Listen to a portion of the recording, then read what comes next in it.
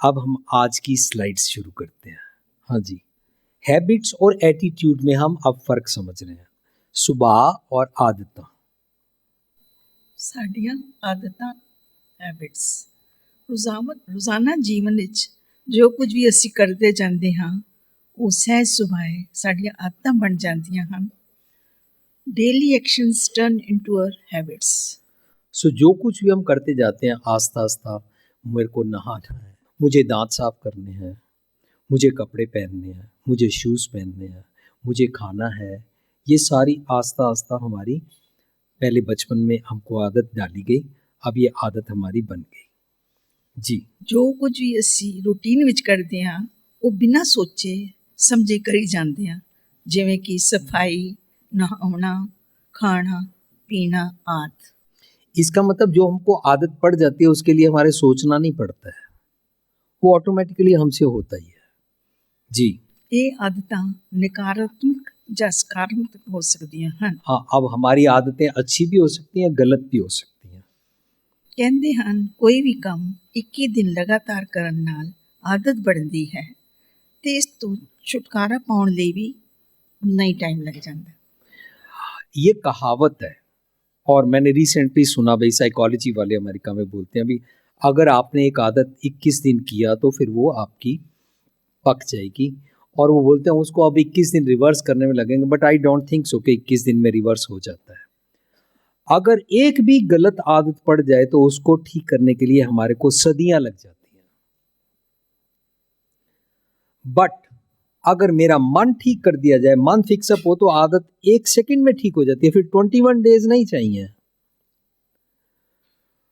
ये वो आंकड़े कैसे निकालते हैं कि एडवर्टीजमेंट करो, आपको आपके घर से और ऑफिस तक जाने तक आपको अगर 7 टाइम्स किसी भी ढंग से कोक दिखाई जाए, एडवर्टीजमेंट की जाए, तो बंदा ऑफिस जाके बोलेगा कोक लाओ। ये वो कैसे ढूंढते हैं मुझे मालूम नहीं है, I can not justify this, पर ऐसे बोला जाता है 7 डेज 21 डेज। लेकिन आदतें पड़ गई तो छूटनी मुश्किल हो जाती हैं, इसलिए हमने आगे इसको छुटकारा पाने ਲਈ dash dash dash God knows, but it depends on each and every individual. If it is to be, it is up to me. अगर मैं आदत छोड़ना चाहता ही नहीं हूं तो मैं अपनी आदत को जस्टिफाई कर रहा हूं कि मेरी आदत ठीक ही है, तो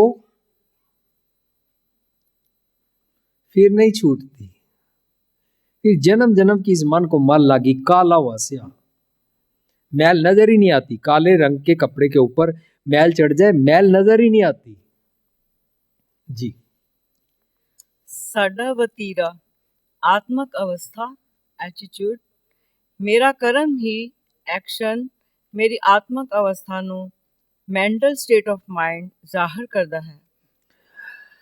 जो मेरा स्टेट ऑफ माइंड है ना, इसको जाहिर करता है मेरी डीड्स। मेरे से जो भी कर्म होते हैं, इसके ये कर्म तो मेरी सिर्फ एक बॉडी का एक्शन है, लेकिन इसके पीछे जो मेरा थॉट प्रोसेस है ना, that is my attitude, that is my स्वभाव। मेरा वतीरा चंगा या मंदा हो सकता है। यस, मेरा एटीट्यूड के कारण जो मेरा बिहेवियर है वो राइट और रॉन्ग हो सकता है। जैसियां आदतां पक जांदियां हन वैसा ही वतीरा कड़िया जाता है। Habits reflect in my behaviour.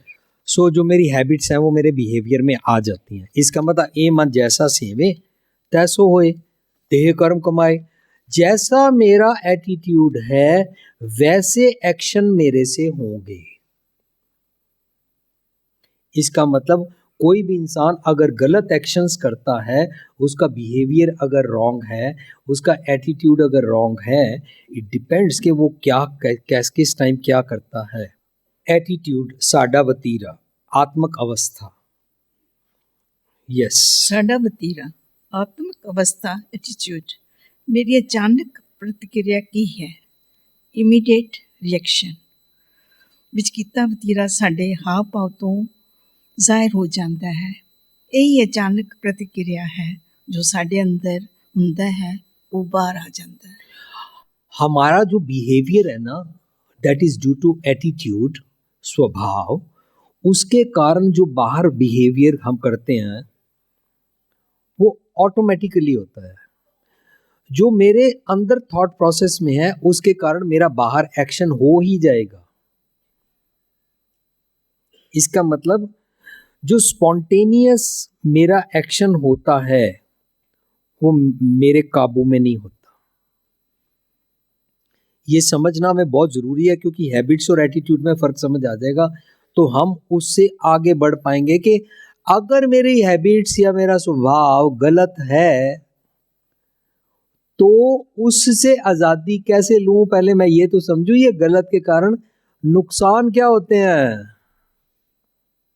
आज सारी दुनिया जस्टिफाई करी जा रही है और सोसाइटी में तो चलता ही है। 9वीं 10वीं क्लास में बच्चे स्कूल में शराब पीना शुरू कर देते हैं, तो अगर कॉलेज में पी लेते हैं तो उसके बाद शादी कर ली तो शादी के बाद आए दिन पीते ही हैं। इसमें कौन सी बात है। मालूम नहीं है ये गलत आदत पड़ गई है, अब ये स्वभाव बन गया है, शराब चलती ही है।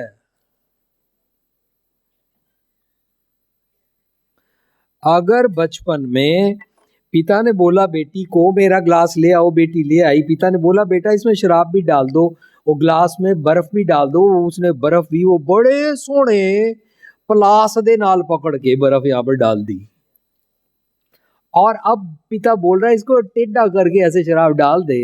अगर ये बच्ची डाल रही है, अब ये बच्ची का ये एटीट्यूड स्वभाव है नहीं है, इसको एक आदत डाली जा रही है। ग्लास ऐसे लाते हैं, बोतल वहाँ पर पड़ी होती है, वहाँ पर ग्लास पुट्ठा टंगा होता है, और जब घर में मेहमान आते हैं उस दिन बारबेक्यू करके और उस दिन कुक्कड़ तितर बटेर भून के रखने होते हैं, और जो आते हैं उनके सामने ऐसे शराब बनाते हैं। अब ये स्वभाव में घुस जाएगा जब, तो ये बेटी जिस दिन शराब पिएगी पिता को बुरा लगेगा ही नहीं, हमारे घर तो चलता ही है। इसलिए मैं सुन के हैरान हूं कि भूपिंदर सिंह जी तुम कौन सी दुनिया से आए हो, अमेरिका से? ओ यहाँ पे इंडिया में भी बिंबिया नाल बिंदिया ने। अच्छा जी, हुन पता नहीं लग रहा मैं गलत कर रही। हाँ, पुत्र ते पींदे ही पींदे ने, बीपियां भी पीन लग पई। और फिर हम बात करते हैं इग्नोरेंस से। ओ जी ये बच्चा जन्मे अंधा इसलिए पिछले जन्म के कर्म किस्मत।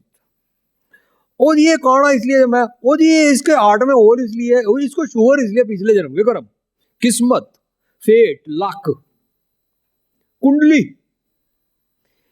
लेकिन आज की साइंस बताती है आपने एक दिन भी सिगरेट पी है, अगर आपने एक दिन भी शराब पी है तो उसका इफेक्ट बच्चे के ऊपर होगा। आपने 10वीं क्लास में पी थी, आप जबकि शादी होगी 18 20 25 में, तो आपके बच्चे के ऊपर जो असर होगा वो बच्चा की पैदा होने के 20 साल बाद भी वो किया हुआ नशा आपके बच्चे के ऑर्गन्स को डिस्टर्ब कर सकता है, न्यूरो प्रॉब्लम हो सकती है, ब्लाइंड हो सकता है।